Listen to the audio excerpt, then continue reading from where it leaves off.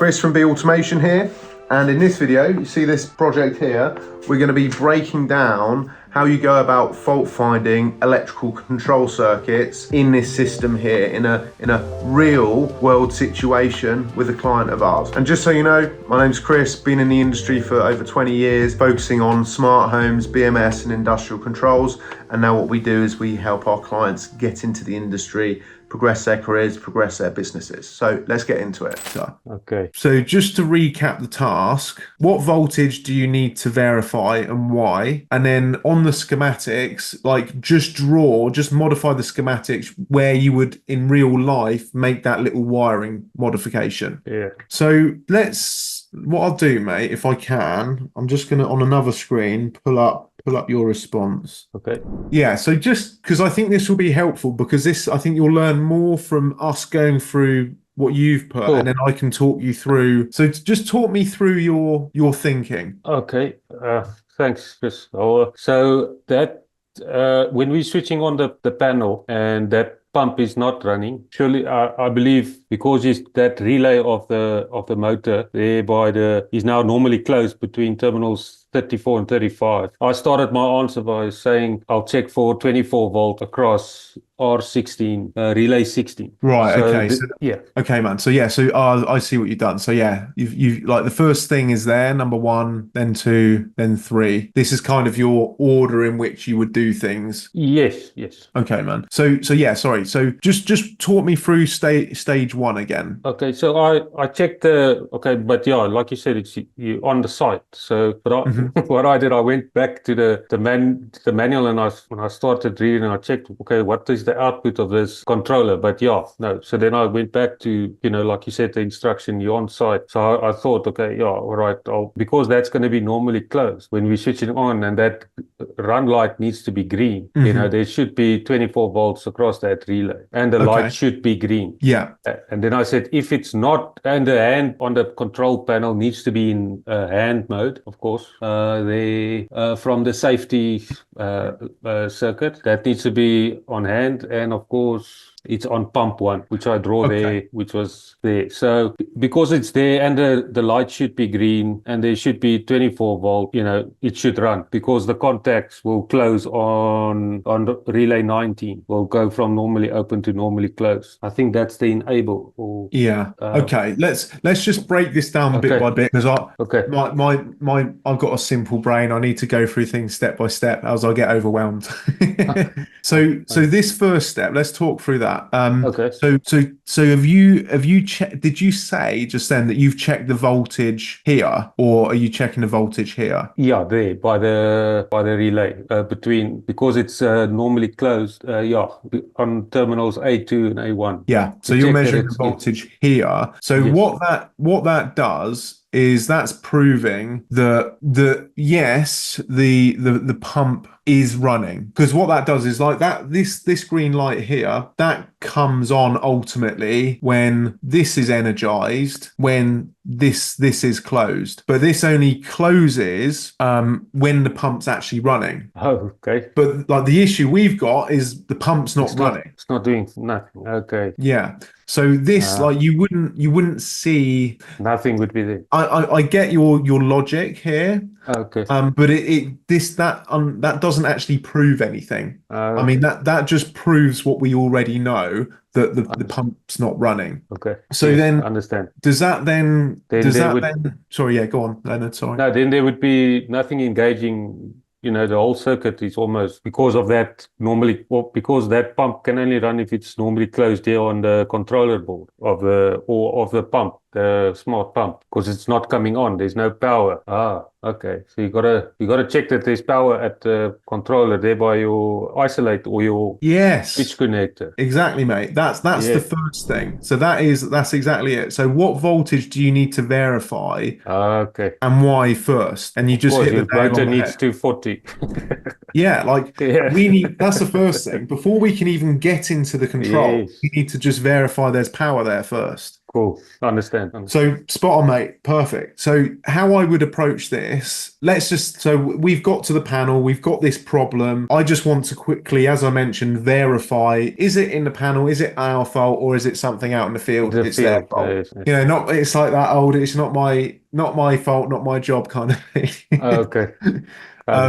So yeah, like the first thing I would do is I'm in the panel. The quickest, simplest thing to do is just put your voltmeter on 33 across both 33 and 33 and check that we've got 230. Yeah, I agree 100%. Because what that proves, if we do it here, then that proves, well, this MCB's engaged. That hasn't tripped. I mean, we'd probably be able to see that anyway within the panel. And also the panel is on and there's a supply going to the panel. Basically, so, hi Jen, I think you're muted. I'll continue so I don't lose my flow. So yeah, that proves that, right, well, at least we got 230 volt here. Now, I would probably leave it there for now, but like if we wanted to do things and be 100% sure, belts and braces, like we should really measure it here at the pump. Yes. But the practicalities of that, like if we're on site, we're in a plant room, then that would most likely mean we have to unscrew this like plastic protector of the pump so we can actually get to the terminals and actually measure it. So it's a bit more faff, it's a bit more time. My mindset is I just want to check very quickly, first of all. Yes. And if I can see visually that this isolator, like I'm looking across the plant room and I can see that that's engaged, that's on. Yeah. For me, that's kind of good enough. Okay. Yes, there could well be an assumption. Assumption is the mother of all fuck ups. We should never assume. But that I'm assuming that this isolator has been wired okay, and it's been wired okay to the pump, to the heat emitter pump. So I am assuming things, which isn't always the best thing to do. But let's just assume that there's 230 volt power there. Cool. So yeah, spot on, mate. That's the first thing. And we kind of know the reason why. If we haven't got power, then our controls could be perfect. Yes. We haven't got power, it's not going to run. No. So now this next part, because I'm correct me if I'm wrong, Leonard, but because we've identified that first thing on your drawing, does that mean that all this other stuff is irrelevant? Yes, I do believe, because if, like you just explained, if the pump is not running and it should be engaged, or there is 240, well, going next, but the pump wasn't running, so the pump wasn't running and the breaker is on, and now we starting to think, okay, maybe it could be in the field, and the motor is, well, that's so yeah, I think maybe then you'll have to go to the field and check. Sorry to cut you off. I think actually, I'm just reading here. I think what you're doing here is actually right. Is right. Like this is kind of, you're going, I think, a little bit too far apart. You're going on to the next step, which is great. This is probably what I would do once I've proved that it is a problem within the panel, it is a problem that we've caused and that we haven't tested. I think this is what you're working out now. Yes. But the question was, how do we just quickly prove whether it's in the panel or out in the field? Whoops, getting excited. I'm knocking my iPad over. So yeah, the next question, now that we've proved that there's power there, what voltage do you need? We've been through that. Yes. So the question now is, draw on the schematic what this on-site panel modification would look like, where we can just very quickly verify, is it in the panel or is it out in the field?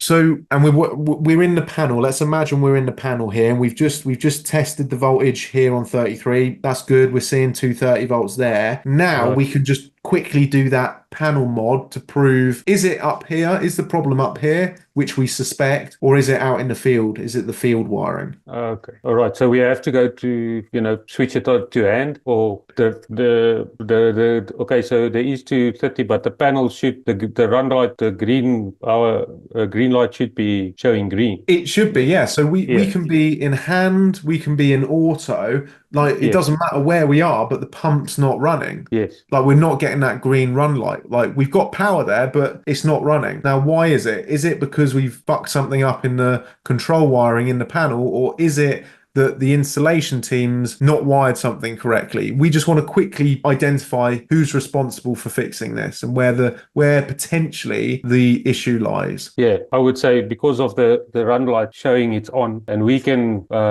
on site and we can check that that our contacts is right, our wiring. We can quickly check. Okay, everything is neat. We didn't make a fuck up or a problem on our side, and the hand is all the voltages are crossed where it should be, and the pump is still not running. So yeah, I would say then it has to be in the field. Well, but this is the question, and this is the testing point, or the second testing point. We've done the first. Definitely say that it's in the field or in our pan. Okay, I see what you mean. Yes. Well, we can't say that yet. We need to. This is where this modification comes in. This panel modification comes in. So, what is that panel modification? Okay. What little panel modification do we need to make? It's just a bit of rewiring, one tiny little bit of rewiring, or adding a little bit of wire from here to there. What do you? And I don't want to put you on the spot, mate. No, we can go probably through it. Here at the. So we need to get the controls out of the way. Just thinking logically. So we need to bypass the controls. Exactly. Yes. Exactly. How do we bypass? That is exactly it. Oh. Okay. How do we bypass all of this control? Oh yeah. We go to the off position on our panel. If our 3-point selector switch. We can do that. That actually doesn't really matter, but yeah, okay. That's probably a logical step, actually. Yeah. If you're going to say what the next thing is what I think it's going to be. So yeah. Then we just if that's in the off, we can just put a wire 220 to the motor terminals from this breaker. Well, so what, 220 straight here? Or from this, I think I'm gonna. So if there's something, I'll just put a little bridge there between just to make sure that it's running now. If it's in the off position there. By bridge, that's exactly the key word that I'm looking for. Bridge, yeah. But where does that bridge go? Let's think about what little bridge do we have to put in the panel that's going to basically isolate all of this controls. Yes. We already know that the tower going to the motor, so we can rule that out. There's power there. Yes. So I would say put a little bridge there between terminals 38. No. That's just a close. We need live. No, you're right. Between 38, just to make it closed circuit. Yeah, exactly, mate. We're going to put a little bridge here because, and now I'm gonna talk you through on my iPad because this will make it clear. Jen, are you all right before we get into this? Yeah, good stuff. Hello, Jennifer. Nice to see you. Me too. Hello, you're right. Yeah, I'm good, thank you. So I'm just listening in the background. You're recovering from your epic hike still a little bit, Jen. Yes, but still full of cold and sounding terrible. But yeah, but I've stopped the sneezing and coughing fits. So that's pretty good. So yeah, at least I'm going to entertain you with that. You're getting there. I'm getting there.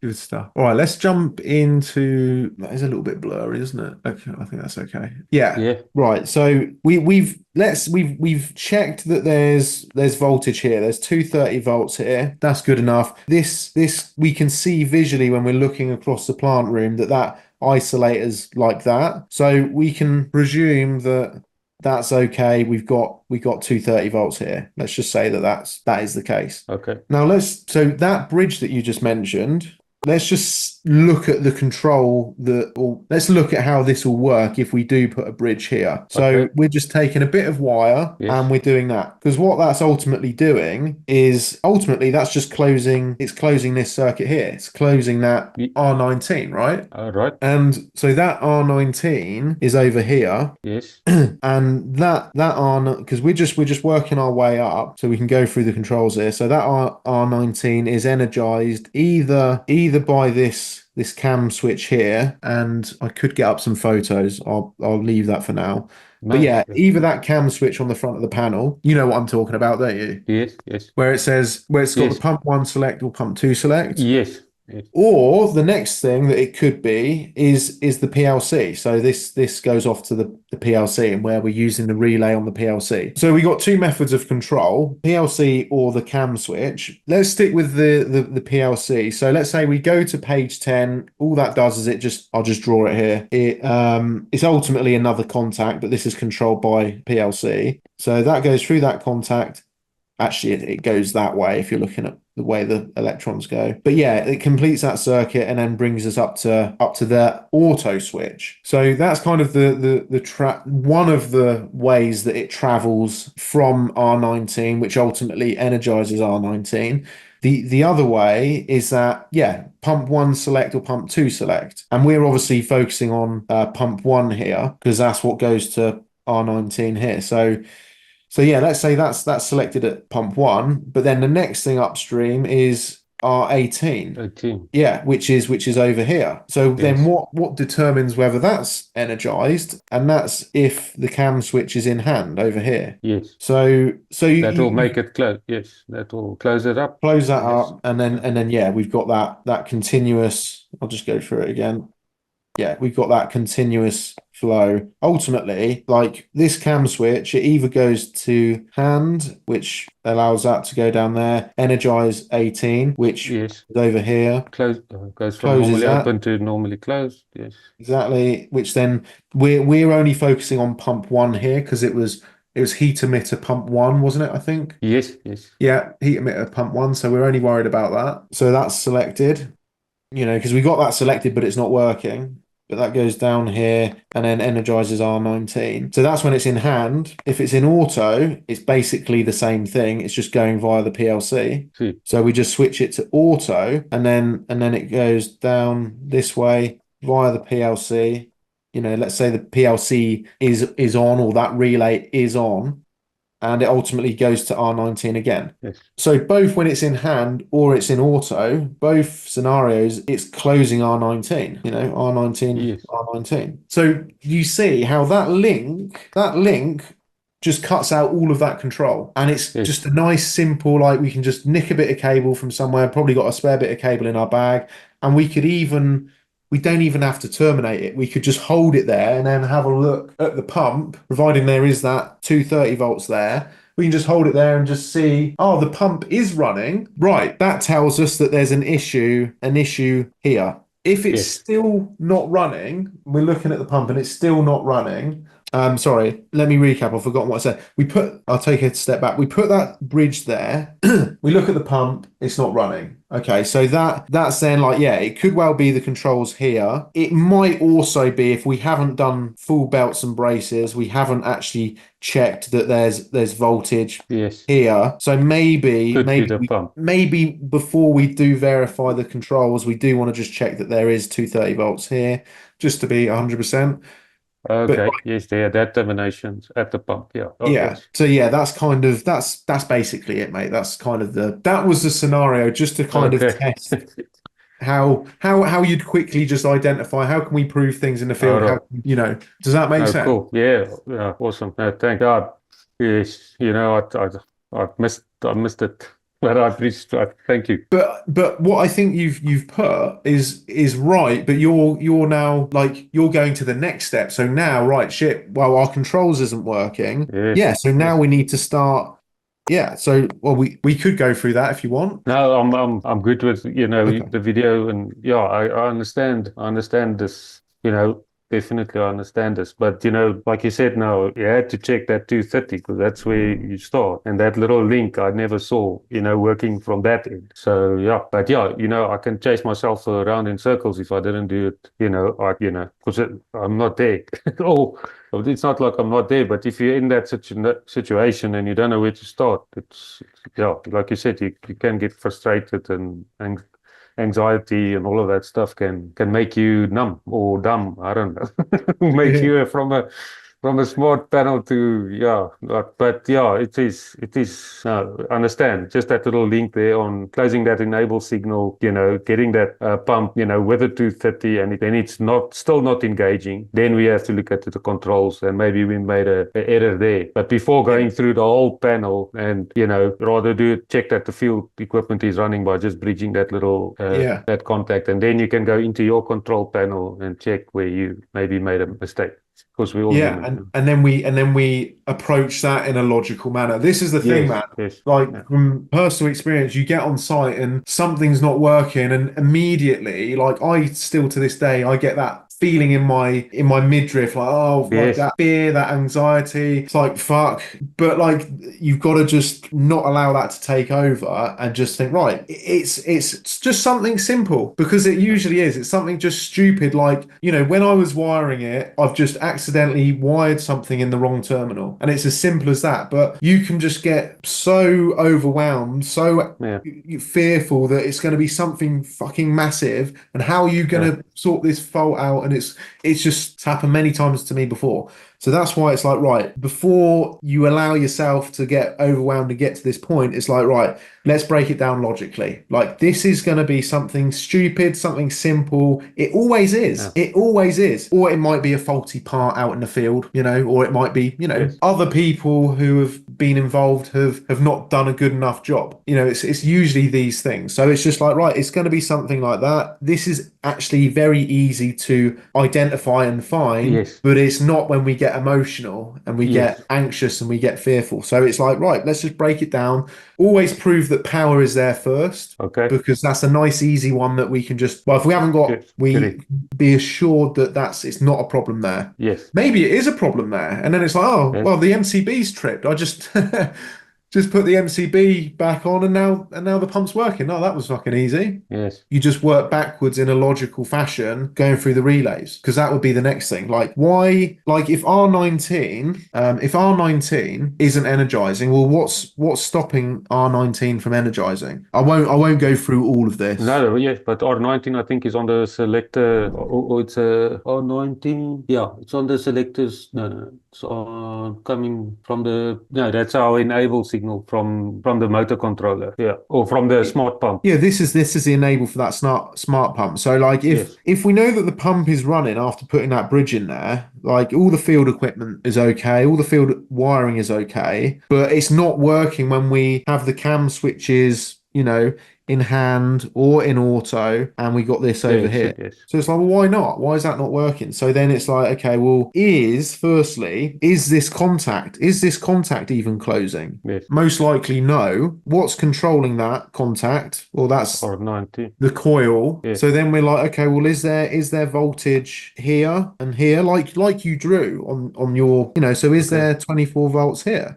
Maybe there is. And then, but if it's not closing this contact here, then well, maybe it's maybe it's wiring here, maybe it's a dodgy relay. This is the thing, like, and then like you just work your way back, and then you consider the options when you identify, well, it stops here, this is why it's not working, because it stops here, that this isn't working, or this isn't wiring properly, we're not getting a voltage here, or this isn't closing, and then you look at your options from there. But you continue proving that it's okay until you get to that point.